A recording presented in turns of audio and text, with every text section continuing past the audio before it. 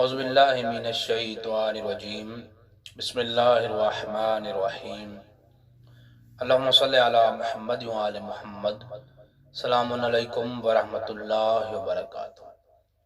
سامعین محترم، آج جس موضوع پر ہم نے گفتگو کرنی ہے، لوگوں کے ساتھ زندگی بسر کس طرح کی جاتی ہے۔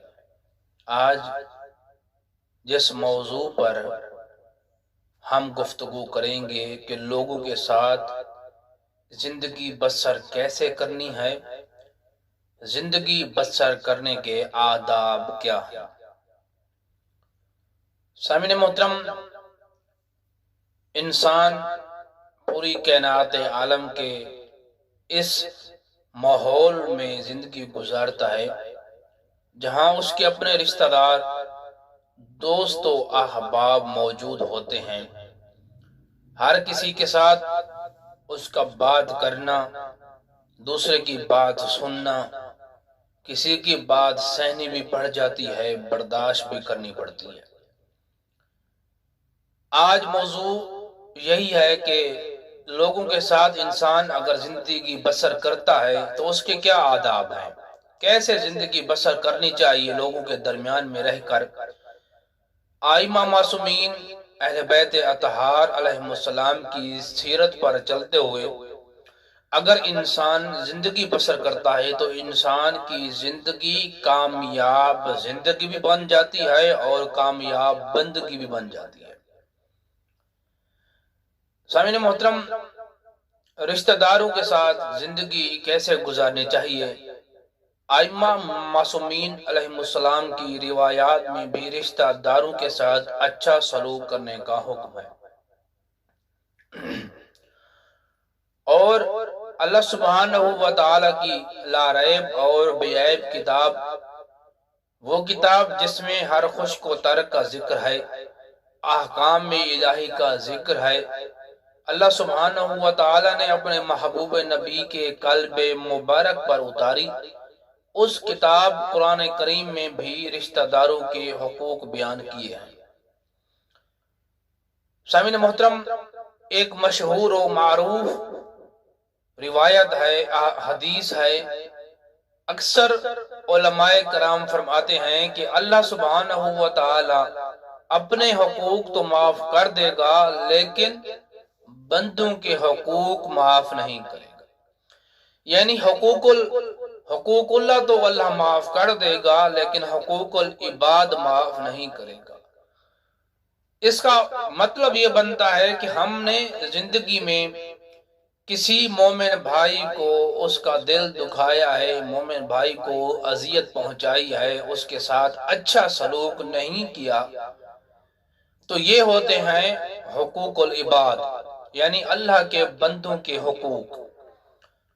اللہ کہتا ہے کہ میں اپنے حقوق تو معاف کر سکتا ہوں لیکن دنیا میں تم جس کے ساتھ برا سلوک کر کے آئے ہو اسی سے جا کے معافی مانگو، تب میں اللہ راضی ہوں گا۔ سامعین محترم، قرآن میں بھی مختلف آیات میں اور ائمہ معصومین کی روایات میں بھی رشتہ داروں کے ساتھ اچھا سلوک کرنے کی تاکید کی گئی ہے اور حکم بھی آیا ہے کہ رشتہ داروں کے ساتھ اچھا سلوک کیا جائے۔ عزیزان محترم، بہت ساری معتبر احادیث میں ہے یہ جو صلہ رحمی ہوتی ہے، ہم کسی کے اوپر رحم کرتے ہیں، اور اسی صلہ رحمی کے بارے میں احادیث اور روایات بھی ہیں کہ قیامت کے دن عرش الہی کو یہی صلہ رحمی پکڑ کر عرض کرے گی بارگاہ خداوندی میں کہ اے پروردگار، اے پالنے والے، جس نے دنیا میں صلہ رحمی کی تھی آج اس پر تو اپنی رحمت نازل فرما، اور جس نے دنیا میں قطع تعلقی کی تھی، صلہ رحمی نہیں کی تھی، برا سلوک کیا تھا، آج تو بھی اس بندے کو اپنی رحمت سے دور رکھ۔ سامعین محترم، جس طرح ایک شاعر کا مشہور شعر ہے، وہ کہتے ہیں کہ کرو مہربانی تم اہل زمین پر، خدا مہربان ہوگا عرش بری پر۔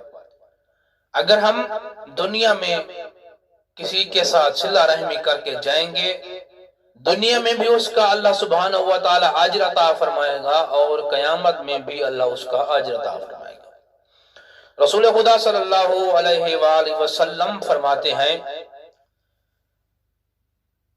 ہیں کہ عزیزوں اور رشتہ داروں کے ساتھ نیکی کرنے سے انسان کے اعمال قبول ہوتے ہیں۔ زندگی میں انسان چاہے جتنا بھی بڑا عمل کر لے، جتنا بھی چھوٹا عمل کر لے، رسول خدا صلی اللہ علیہ وآلہ وسلم فرما یہ رہے ہیں، اگر تم دنیا میں اپنے رشتہ داروں کے ساتھ صلہ رحمی کرو گے تو تمہارے اعمال قبول ہو جائیں گے۔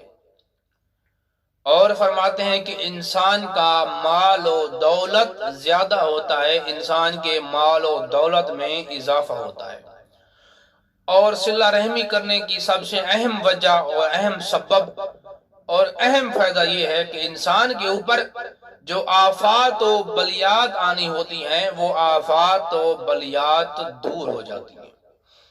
اور سامعین محترم، رسول خدا پھر فرماتے ہیں کہ تم اگر اہل زمین پر اپنے رشتہ داروں کے ساتھ صلہ رحمی کرو گے تو تمہاری عمر میں بھی اضافہ ہوگا۔ اور فرماتے ہیں کہ نیک سلوک کرنے والے کے لیے سب سے عظیم ہدیہ اللہ یہ عطا فرمائے گا کہ بروز قیامت اس کے حساب و کتاب میں آسانی ہوگی۔ جب قیامت کے دن افراتفری کا عالم ہوگا، باپ بیٹے کو نہیں پہچانے گا، بیٹا باپ کا واقف نہیں ہوگا، ماں بیٹی کی واقف نہیں ہوگی، بیٹی ماں کی واقف نہیں ہوگی، بھائی بھائی کو نہیں پہچان رہا ہوگا۔ اس سخت عالم میں جب ہر انسان کے چہرے پر پریشانی لاحق ہوگی، خوف لاحق ہوگا، فرماتے ہیں جب ہر کسی کو اپنا خوف ہوگا، اپنا ڈر ہوگا کہ ہمارے حساب کتاب میں کیا آتا ہے، آیا ہمیں ہمارا نامہ اعمال دہنے ہاتھ میں دیا جاتا ہے یا بائیں ہاتھ میں دیا جاتا ہے، ہر بندہ اسی پریشانی میں مبتلا ہوگا۔ تو رسول خدا صلی اللہ علیہ وآلہ وسلم فرماتے ہیں اس بندے کے لیے خوشخبری ہے جو بندہ زندگی میں دنیا میں اپنے رشتہ داروں کے ساتھ صلہ رحمی کرتا تھا، اس کے لیے خوشخبری یہ ہے کہ اس کے حساب و کتاب میں اللہ سبحانہ و تعالی آسانی فرمائے گا۔ سامعین محترم، صلہ رحمی کرنا ائمہ معصومین کی سیرت میں سے بھی ہے اور روایات میں تاکید بھی کی گئی ہے۔ انسان جس کے ساتھ صلہ رحمی کرتا ہے، اللہ سبحانہ و تعالی اس بندے کو عظیم انسان بنا دیتا ہے۔